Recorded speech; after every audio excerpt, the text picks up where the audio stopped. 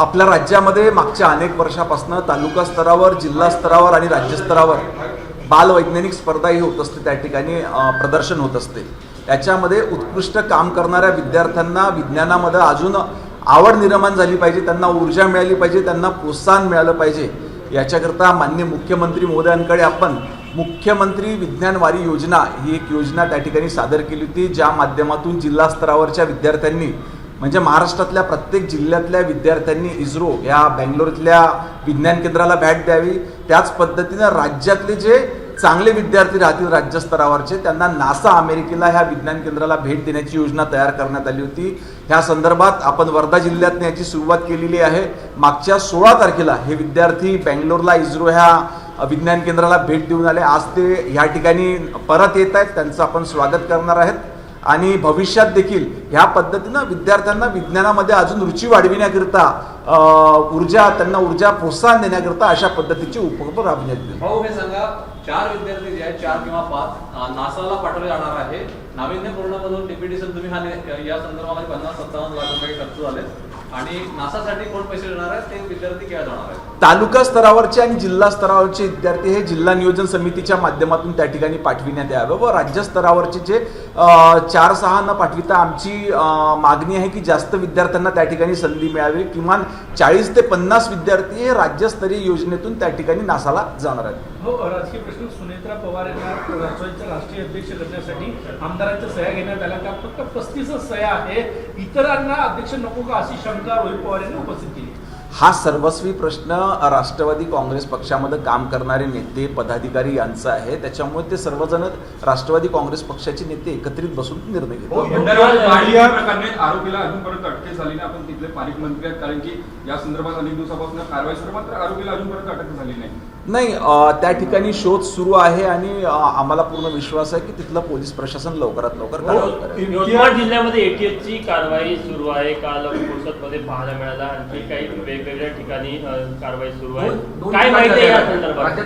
राज्यातल्या गुप्तचर संस्थांना जेव्हा काही माहिती मिळते किंवा टीप मिळते त्या संदर्भात ते पहिले उच्च न्यायालयामध्ये त्याची माहिती देत असतात, त्यांना माहिती देतात आणि मग त्या पद्धतीची कार्यवाही करतात आणि केलेल्या कारवाईचा अहवाल देखील त्या ठिकाणी ते न्यायालयामध्ये देत असतात.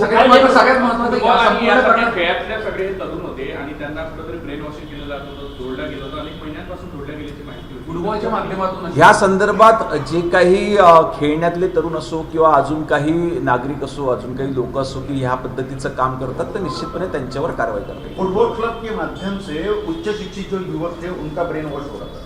नहीं, धीरे धीरे अपने समाज में ऐसे युवक को भड़काने का काम कुछ संगठनाएं करती है. उन पे कार्रवाई करने के लिए ये कदम पुलिस प्रशासन ने उठाया. हो, काल इम्तियाज जलील यांनी मोहन भागवतांची तुलना जी आहे ती कसाब सोबत केलेली आहे. कशा अर्थानं बाजूला इम्तियाज जलील बद्दल बोलण्यामध्ये त्या ठिकाणी मला असं वाटतं की ह्या पद्धतीनं वक्तव्य न केलं बरं. हो, वरोऱ्यामध्ये मोठ्या प्रमाणात रेती तस्करी केली जाते. तुम्ही गृहराज्यमंत्री आहे, या तस्करीवर काही कारवाई करणार का? चंद्रपूर जिल्ह्यातला मोठा प्रश्न. वाळू उत्खननाबद्दल त्या ठिकाणी राज्य सरकारनं विहित अशी नियमावली तयार करून देण्यात आलेली आहे. जर का ह्या नियमावलीचं कुठं उल्लंघन होत असेल आणि त्या ठिकाणच्या तक्रारी जर का आमच्याकडे प्राप्त झाल्या तर निश्चितपणे महसूल विभागाच्या सोबत आमचं पोलीस प्रशासन विभाग देखील कार्यवाही करेल. हो, एक प्रश्न असा आहे, 8,500 शाळा या महाराष्ट्रामध्ये अल्पसंख्याक दर्जा आहे. त्यापैकी 5% शाळा सोडल्या तर बहुतेक शाळा या RTI मधून एक्झामिशनसाठी किंवा इतर फायदे मिळवण्यासाठी अल्पसंख्याक दर्जा मिळवतात. ताजं उदाहरण पाहिलं आपण, या संदर्भात गुन्हे वगैरे दाखल किंवा होणार ज्यांनी एकाच दिवशी 75 शाळांना परवानगी मिळवली. अजितदादा गेल्याच्या काही तासानंतर त्यांच्या गुन्हे दाखल होणार आहे का? कुठपर्यंत प्रकरण नाही, या संदर्भात आत्ताच अल्पसंख्याक आयोगाचे अध्यक्ष त्यांनी देखील तक्रार केलेली आहे. या संदर्भात सखोल चौकशी करून ह्या पद्धतीचा फायदा उचलण्याकरिता जर का काही संस्था काम करत असतील तर निश्चितपणे त्यांच्यावर कारवाई करेल. हो, गेल्या काही वर्षात ज्या शाळांनी असा दर्जा घेतलेला त्याची तुम्ही चौकशी करणार आहात का? जर का हा दर्जा प्राप्त करून त्याच्या चुकीचं काम त्या संस्थेच्या माध्यमातून त्या शाळांच्या माध्यमातून होत असेल आणि ही बाब जर का समोर आली तर निश्चितपणे त्यांच्यावर कारवाई होईल. सेंट जेवियर्स, रॅन इंटरनॅशनल आणि पोद्दार इंटरनॅशनल अशा शेकडो कोटीचा व्यवहार करणाऱ्या वर्षभरात शिक्षणातून धंदा मांडलेला सगळा, या सगळ्या किती मोठ्या ब्रँड असतात चौकशी होणार त्यांची? नाही, अनेक ठिकाणी अनेक संस्था ह्या चांगलं देखील काम करत असतात, परंतु जर का काही चुकीचं काम ह्या संस्थांच्या माध्यमातून होत असेल तर त्यांच्यावर देखील कुठली मोठी संस्था असो त्यांच्यावर कारवाई करण्याची. एक रॅकेटच आहे मंत्रालयामध्ये, काही पैसे घेऊन अशा पद्धतीनं हा दर्जा दिला जातो.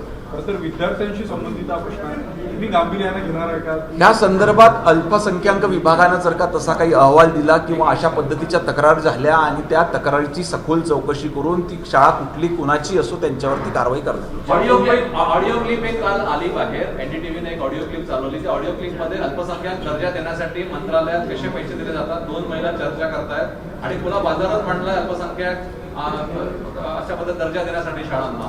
या सगळी चौकशी शिक्षण मंत्री म्हणून तुम्ही पुढाकार घेणार आहात? अशा पद्धतीची ऑडिओ क्लिप मी अजून ऐकलेली नाही, परंतु जर का आली असेल त्याची चौकशी करण्यात येईल आणि संबंधितावर कारवाई जय करण्यात पवार यांनी एक मागणी केली आहे की त्यांचं स्टेटस सध्या चर्चेत आहे. एकतर VSR वर बंदी घालण्याची त्यांनी मागणी केली आहे आणि संपूर्ण विमान अपघाताची सखोल चौकशीची परत त्यांनी मागणी केली आहे. नाही. ज्या लोकभावनेतून ज्या ज्या मागण्या ह्या संदर्भात ह्या घटनेशी संबंधित झालेल्या आहेत त्याची ऑलरेडी चौकशी त्या ठिकाणी सुरू झालेली आहे. राष्ट्रवादी काँग्रेसनं CBI चौकशीची मागणी केलेली आहे. महाराष्ट्र सरकारकडनं केंद्र सरकारला याबाबत काही कागदपत्राचा व्यवहार सुरू झाला का? CBI चौकशीची स्टेटस काय आहे? याच्या आधीच जेव्हा ही दुर्दैवी घटना घडली तेव्हाच माननीय मुख्यमंत्री महोदयांनी DGCI याची संपूर्ण चौकशी करून अहवाल देण्याची विनंती केलेली आहे आणि निश्चितपणे लवकरात लवकर चौकशीनं अहवाल त्या ठिकाणी समोर. भाऊ, RTEच्या नियमामध्ये मोठ्या प्रमाणात बदल केलेला आहे. 1 किलोमीटरचा असेल किंवा इतरही नियम असेल. सामान्य नागरिक यापासून नाराज आहेत कारण जो याचा मूळ उद्देश होता की गरीब विद्यार्थ्यांना मोठ्या शाळेत शिकता यावं त्याला बगल देणारा हा निर्णय आहे. याचा राज्य सरकार फेरविचार करणार. RTEचा उद्देश हा समाजातल्या सर्वसामान्य गोरगरीब विद्यार्थ्यांना चांगलं शिक्षण मिळवून देण्याचा त्या ठिकाणी होता.